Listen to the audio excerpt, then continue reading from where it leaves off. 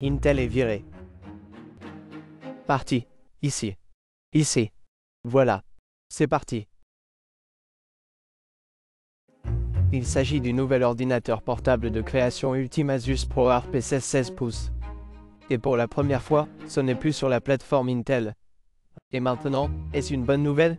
Bon, on verra bien, mais c'est un bond en avant très intéressant. Et regardons ce qui a également changé.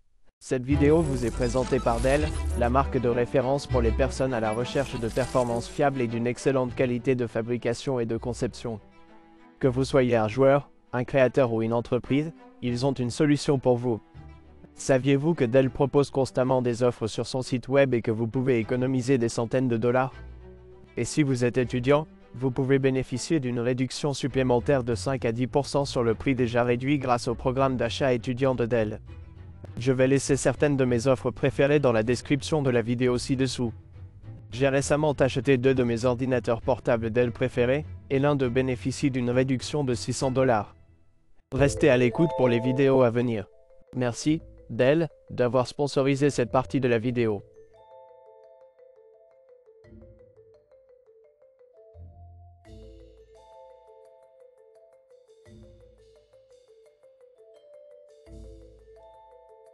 Voilà le truc. En fait, j'ai aussi la version précédente du ProArt Studio Book. Il s'agit donc du précédent ordinateur portable de 16 pouces. Comme vous pouvez le voir, l'ordinateur portable est devenu un peu plus petit. C'est aussi beaucoup plus léger. Cela semble très lourd. Auparavant, nous avions le logo au milieu, ProArt, puis un petit dos qui dépassait un peu. Maintenant, si vous regardez la comparaison, ils ont essentiellement rasé tout cet arrière et il est également devenu un peu plus fin. Alors regardez cette épaisseur sur la précédente, elle est très grande. Et c'est un peu plus mince ici. Nous allons ouvrir cela dans un instant. Mais en regardant en dessous, on peut voir ici aussi que l'ancien rocher s'élève un peu plus. Et la prise d'air sur l'ancien est en fait un peu plus grande parce que tout ce qui est ici est la prise d'air. Alors que maintenant, nous n'avons que telle entrée et telle autre entrée. Nous avons maintenant un petit filet anti-poussière sur l'admission, ce qui devrait permettre un flux d'air un peu plus propre si vous envisagez de l'utiliser.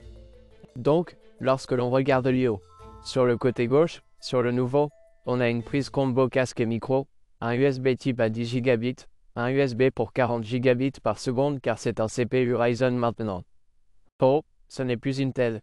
Nous n'avons pas de Thunderbolt, mais nous avons l'USB 4, qui est similaire à Thunderbolt, mais pas aussi bon dans certains cas, mais dans certains cas un peu mieux.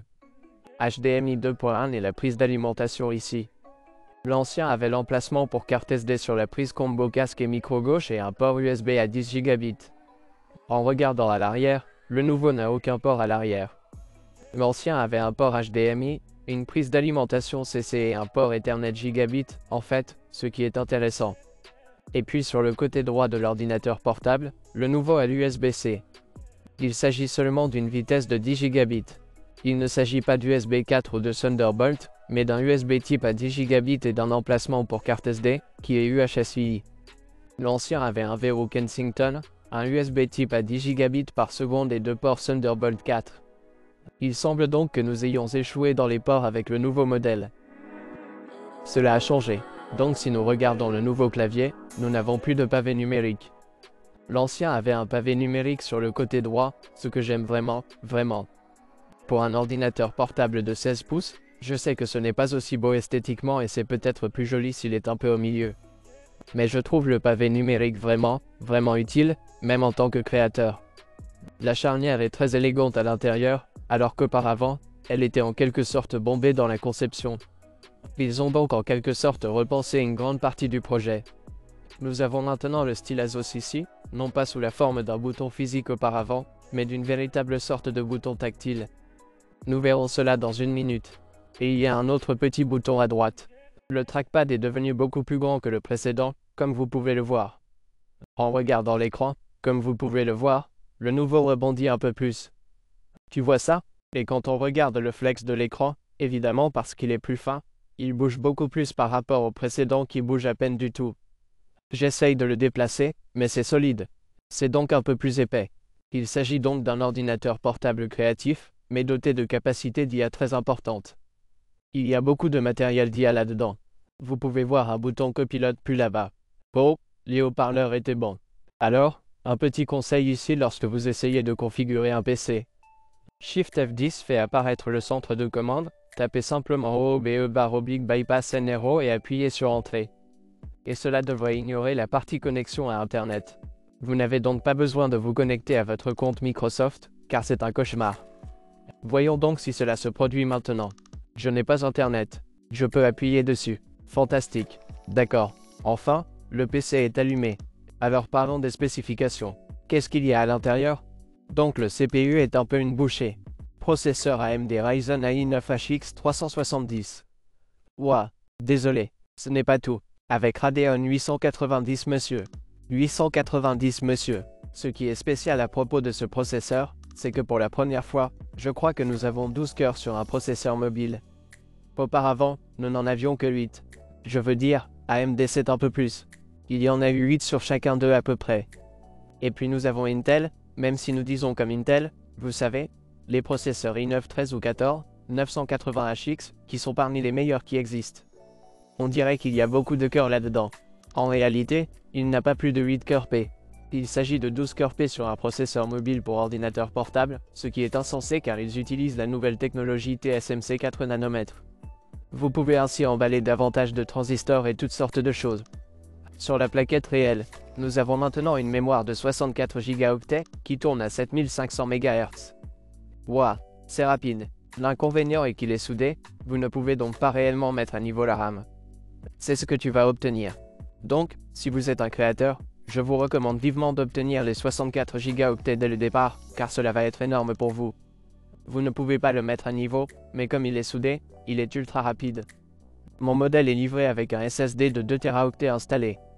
Il s'agit d'un SSD de 4e génération. Et je crois qu'il y a aussi un emplacement secondaire que vous pouvez simplement remplir ou mettre à niveau. Nous verrons cela dans une minute. Nous avons le Wi-Fi 7, mais il s'agit d'une technologie multimédia, et certains critiques en ligne disent que ce n'est pas le meilleur. Mais bon, nous avons le NPU, qui est, vous savez, le processeur d'IA à l'intérieur du CPU que vous ne voyez probablement pas actuellement faire quoi que ce soit dans le gestionnaire de tâches. Nous avons un GPU pour ordinateur portable RTX 4070, donc le GPU n'est pas mis à niveau par rapport au précédent. Nous avons une RTX 4070 sur les deux.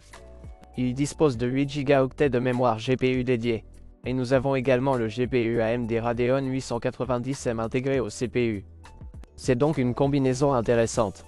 Maintenant, l'inconvénient de, vous savez, licencier Intel, c'est que malheureusement, maintenant nous n'avons pas Intel QuickSync, ce qui signifie que si vous utilisez l'un des AISA 264 et 5 Cortex, en particulier les séquences AISA 265 10 422, alors il n'y a plus d'accélération matérielle, mais il faut utiliser le logiciel CPU pour le lire. Ce qui est très saccadé. Vous allez donc probablement devoir exécuter des proxys. Donc, pour les éditeurs vidéo, ce n'est peut-être pas la meilleure nouvelle. Maintenant, j'aimerais qu'Intel fabrique un GPU Monsieur 2 qui soit littéralement comme un SSD Monsieur 2, et qui y ait juste les moteurs multimédia à l'intérieur. Ne nous donnez pas beaucoup de puissance GPU. Nous n'avons pas besoin de ça. Rien que les moteurs multimédia que vous connectez à tous les GPU, qu'ils soient intégrés ou dédiés, sont absolument incroyables. Imaginez le SSD secondaire si Intel fabriquait réellement un SSD, il suffirait d'en mettre un comme puce NAND, puis celui d'à côté, juste l'iGPU. Maintenant, je ne sais pas si c'est vraiment possible. Je le dis simplement, mais je pense que ce sera incroyable. Si vous vous souvenez, j'ai eu une conversation avec Tom Peterson il y a quelque temps et je lui ai posé la question et il a dit que c'était effectivement possible. Alors Intel, s'il vous plaît, créez une carte d'accélération multimédia matérielle de type Monsieur 2. Ce serait incroyable. Mets-le là-dedans. Et puis nous avons le meilleur de tous les mondes. Maintenant, pourquoi ce processeur AMD Ryzen est-il vraiment bon? Apparemment, la durée de vie de la batterie est censée être très bonne. Maintenant, restez dans les parages pour la critique et les futures vidéos sur cet ordinateur portable, car je vais réellement le tester et voir à quel point la durée de vie de la batterie est bonne. Je parle simplement des spécifications, car je ne veux pas que la critique soit vraiment très longue. Mais c'est ce à quoi on peut s'attendre, ce qui est incroyable. Maintenant, comme vous pouvez le voir, si j'utilisais 16 ou 32 Go de RAM, regardez cela. Nous utilisons déjà 16 Go. Et qu'est-ce que j'ai ouvert Chrome? Cinebench R24, information sur le matériel. C'est ça, pas grand-chose. Ok, le gestionnaire des tâches est planté. Je veux voir ces 12 cœurs fonctionner réellement. Voyons ce qui se passe ici et ce qui se passe ensuite. Nous pouvons voir le package CPU. Nous dépassons les 70 watts. C'est donc considérablement inférieur à ce que faisait le précédent appareil Intel, qui était de 120 watts à un moment donné. 64 watts. Les vitesses d'horloge de base sont de 3 poids. Ok, certains d'entre eux le sont. Plus haut, ce qui est intéressant. Oh, il se passe quelque chose d'intéressant ici. Nous avons des cœurs Zen 5C, comme vous pouvez le voir du cœur 11 au cœur 4. Et puis nous avons 4 cœurs Zen 5, qui boostent beaucoup plus.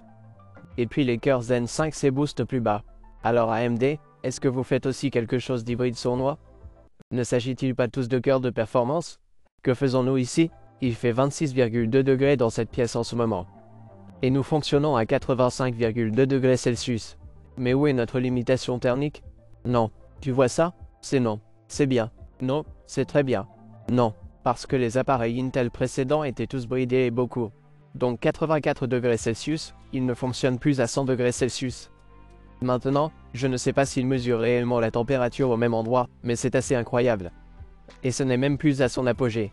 Comme vous pouvez le voir, il a culminé à 86, mais le maintient maintenant à environ 2 degrés plus bas, ce qui signifie qu'il l'a laissé un peu et qu'il a ensuite fait fonctionner les ventilateurs. Et quand les ventilateurs se sont mis en marche, la température a baissé, alors que nous continuons à fournir 65 watts. C'est intéressant, au début, il dépassait encore les 70 watts et maintenant, il le fait baisser. En fait, je suis sur le mode Windows offrant les meilleures performances. Donc, pour l'instant, les premiers résultats montrent 1100 points. Et c'est avec la batterie et ensuite à pleine puissance que nous allons y parvenir. Et si je regarde réellement les benchmarks de la génération précédente, cela ne semble pas si bon pour l'instant. La génération précédente semble bien plus rapide. Restez avec le modèle vidéo 2024 par rapport au modèle 2023 ou 2022, car il se passe des choses intéressantes. Mais je veux débrancher le cordon d'alimentation. Ok, lorsque vous appuyez sur Fonction et F, vous pouvez basculer entre le mode murmure et le mode standard. Le mode standard démarre donc évidemment un peu plus rapidement avec les ventilateurs. Il n'y a pas de mode performance. Je pense que cela n'est disponible que lorsque vous le branchez. Donc, lorsque nous sommes branchés, nous avons le mode performance. Ensuite, nous en avons 3. Lorsque vous n'êtes pas branché sur batterie en mode standard, comme vous pouvez le voir, cela la rétrograde. Si nous allons dans les options d'alimentation et de veille, nous l'avons toujours sur les meilleures performances sur batterie. Je veux voir combien on tire maintenant. Puissance du package CPU. Qu'est-ce que nous poussons maintenant? 46, 51 watts, 57 watts. Ok, nous avons atteint un sommet à 57 et maintenant à 43. Il semble donc que nous allons encore perdre de la puissance via la batterie. Maintenant, combien? Je vais approfondir ce sujet dans une autre vidéo, juste pour que vous sachiez comment cela fonctionne et à quoi ressemblent les performances. Mais il semble que nous perdions toujours de la puissance. Nous perdons un peu de puissance via la batterie. Parlons de l'affichage car ils l'ont mis à niveau et un peu rétrogradé en même temps. Maintenant, c'est un panneau OLED. Il s'agit d'un rapport hauteur, largeur de 16 par 10. C'est un panneau 4K. C'est un 3840 par 2400. Donc en fait, c'est votre UHD et un petit panneau en plus. Donc littéralement pixel par pixel, c'est ce qui est fou. Je ne pense pas qu'il existe d'autres ordinateurs portables de 16 pouces avec cette résolution. C'est absolument fou. Je veux dire, je ne peux même pas voir la densité des pixels, comme si je ne pouvais tout simplement pas les voir. C'est un écran très net. Il a désormais une luminosité HDR maximale de 500 nits, mais une luminosité habituelle de 400 nits sur SDR. La bonne nouvelle est qu'il s'agit désormais d'un véritable panneau 10 bits et que vous pouvez l'utiliser avec une plage dynamique standard pour un contrôle créatif. Et sur batterie, auparavant, ce n'était pas disponible. Auparavant, lorsque vous regardez la profondeur de bits, elle était de 8 bits. Mais maintenant sur batterie, c'est un panneau 10 bits. Il s'agit d'une gamme de couleurs 100% TCP3, qui est une gamme de couleurs très large. Validé Pantone, toutes sortes de vérifications, adaptateur VESA, tout ce que tu veux. Cet écran est très précis en termes de couleurs. Donc, pour les créateurs qui publient simplement ceci, voir vos images là-dedans va être incroyable. L'inconvénient est que c'est 60 Hz. Le modèle de l'année précédente ici. Mettez-le à 120 Hz. Pas possible cette année. Oui, la résolution a augmenté, mais lorsque vous l'aurez à 120 Hz, vous aurez une impression beaucoup plus fluide et beaucoup plus rapide lorsque vous travaillerez avec des séquences, etc. J'aurais donc aimé voir cela même en option ou en taux de rafraîchissement dynamique, quelque chose que l'on voit sur les MacBook Pro, par exemple, que lorsque vous avez besoin qu'il soit rapide, il va jusqu'à 120 Hz. Mais ensuite, lorsque vous ne l'utilisez pas, par exemple en ce moment, il le ramène à 1 Hz. Voilà qui représente un énorme gain de batterie. Et j'adorerais voir cela sur les ordinateurs portables Windows, en particulier cet ordinateur portable haut de gamme ici également. Une autre chose que j'ai oublié de vous montrer, ce sont les performances du GPU, car nous avons ici le GPU Nvidia. Nous obtenons des points vraiment élevés ici. Comme vous pouvez le voir, 11 056 points, ce qui est plus rapide que le GPU AMD Radeon Pro W6800 AMD Radeon Pro. C'est faux. Ainsi, grâce au GPU Nvidia dédié aux ordinateurs portables, vous obtiendrez des performances 3D incroyables. En fait, je pense que c'est l'un des meilleurs ordinateurs portables 3D nomades que vous puissiez obtenir. Les performances rapides d'un seul cœur sur le processeur et le rendu 3D et le traçage de rayons insensés disponibles sur le GPU Nvidia, qui prend également en charge les pilotes Nvidia Studio. Vous avez maintenant le pavé numérique Asus ici. Je ne pense pas que ce soit aussi intuitif que le bouton physique réel, mais je peux comprendre pourquoi ils ont fait celui-ci, car cela prend beaucoup moins de place sur l'appareil. Tous les intervenants. Il y a tellement de basse, de clarté, de volume. Probablement l'un des meilleurs haut-parleurs pour ordinateur portable que j'ai entendu. Ok, parlons du trackpad. Maintenant, le trackpad précédent était un trackpad haptique, ce qui signifiait que vous aviez une sensation très proche de celle d'un MacBook. C'est plus grand, mais c'est beaucoup. C'est sur un trackpad à charnière, donc cela signifie qu'il n'y a pas de clics en haut, mais des clics doux en bas. C'est très doux et agréable, ce que j'aime. Donc ce n'est pas autorisé. Clit, clit, clit. C'est comme une sorte de clic doux et amorti, ce qui est agréable. Mais je vous ferai part de mon expérience dans quelques instants. Maintenant, le clavier, je l'aime en fait plus que la version précédente parce que la version précédente avait des touches très fragiles comme si elles étaient très creuses, très peu profondes, pas superficielles, mais plutôt comme un clic doux. Plutôt une touche très légère sur ceux-ci. Ils ont un peu plus de poids. Il a un toucher très doux et une expérience de frappe très silencieuse. Et je pense que cela pourrait être l'une des expériences les plus agréables sur un clavier. De toute évidence, il comporte de nombreuses fonctionnalités. Une partie de l'IA propre à Asus. Nous avons le Copilot Plus, certains logiciels utilisent l'IA que certaines de ces puces ont à l'intérieur, ainsi que certains des logiciels professionnels et intégrés également. Nous avons l'arbre Muse où vous pouvez créer vos propres images grâce à l'IA. StoryCube qui vous aide à retrouver certaines séquences, par exemple, sur votre appareil. Vous avez beaucoup de séquences et vous recherchez peut-être cette prise de vue sur un skateboard que vous avez faite sous les étoiles, peu importe. Il peut réellement parcourir les images et vous dire où elles se trouvent si vous ne savez pas où elles étaient ou où vous les avez laissées, ce qui est vraiment, vraiment sympa. Je suis très curieux de pouvoir l'utiliser comme poste de travail portable car il est beaucoup plus portable maintenant. C'est plus léger, c'est plus portable. Nous allons vérifier celui-ci. J'aimerais savoir de votre part ce qui est important pour vous dans un examen de cet appareil, car nous ferons environ une semaine, un mois plus tard, où nous vous donnerons réellement une partie de notre expérience. Mais j'aimerais savoir ce qui est important pour vous. Alors laissez cela dans la section commentaires ci-dessous. J'adorerais entamer une conversation là-bas. Alors ouvrons également ce P16. En fait, le contrôle aux frontières a confisqué mon kit iFixit lorsque nous sommes allés à l'IFA. Alors j'en ai acheté un nouveau. C'est un faux, mais il est livré avec un nouveau. Il est livré avec beaucoup plus de bits, donc je vais essayer de laisser cela dans la description ci-dessous si vous voulez vérifier celui-là également. Il y a des vis secrètes ici et j'ai presque tout détruit. Ok, en dessous, il y a deux autres vis, les gars. Ok, j'ai accidentellement un peu cassé cet ordinateur portable parce qu'il y avait des vis secrètes en dessous. Donc, ils sont légèrement lâches maintenant. Je suppose que je pourrais coller ça avec de la superglue, en fait. Rien qu'un peu de superglue ne puisse réparer. D'accord, d'accord. Alors que pouvons-nous voir ici? Nous avons notre énorme batterie de 90 Wh. Cela pourrait être un peu gros, mais c'est presque aussi gros que possible, vraiment.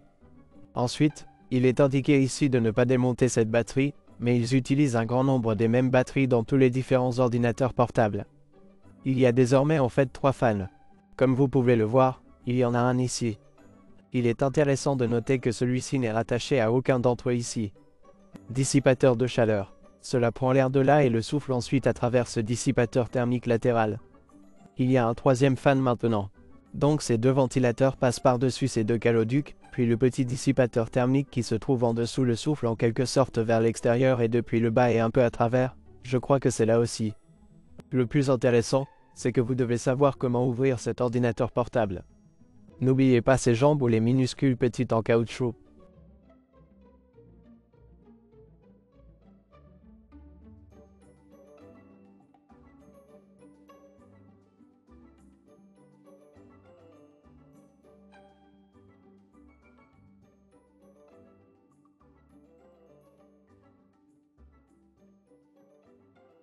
Parce que je l'ai presque évidemment cassé car il y a un emplacement Monsieur 2 secondaire ici. Vous pouvez donc voir qu'il y a une légère différence dans les performances du SSD. Il est intéressant de noter qu'il n'y a pas de chambre à vapeur ici, aucune conception de chambre à vapeur. Et si vous regardez les thermiques sont en fait très bons. Il n'y a pas de limitation thermique, ce qui montre que ce sont peut-être des caloducs. C'est bon, il y a 2 caloducs qui les traversent tous les deux. Ce sont donc en quelque sorte des caloducs partagés. Ensuite, sur le côté gauche ici, je suppose que c'est le processeur car c'est un package plus gros. Et puis de ce côté c'est le GPU. Je ne sais pas exactement comment se déroule la livraison là-bas. D'un côté, il y en a un supplémentaire, puis un supplémentaire qui se trouve là et qui va en quelque sorte en dessous, ici, sur cette alimentation électrique également. Maintenant en dessous ici. Oh, c'est un bon signe. C'est une bonne nouvelle. On peut voir une carte Wi-Fi. Donc, c'est un Mediatek. Mais si vous le souhaitez, vous pouvez mettre à niveau la carte Wi-Fi et Bluetooth ici, ce qui est vraiment sympa. Il n'est donc pas inclus dans le package CPU et il place un SSD Monsieur 2 secondaire. C'est sympa. Nous avons 2 haut-parleurs sur le côté. Ils sonnent très bien. Le reste semble simple. Il y a ici beaucoup de vis différentes, de différentes tailles. Soyez donc prudent lorsque vous les revissez afin de mettre la bonne vis au bon endroit. L'année précédente n'a changé que de 99 $ si je ne me trompe pas. Le précédent était à 24,99 $. Maintenant, c'est 25,99 $. Vous obtenez donc de nouvelles choses. Certaines choses sont déclassées. Pensez-vous que c'est un bon prix? Et pour le même prix, est-il préférable d'acheter celui-ci plutôt qu'un MacBook Pro? Eh bien, nous devrons le découvrir. Commentez la comparaison d'ordinateurs portables que vous aimeriez voir dans la section commentaires ci-dessous. Au revoir.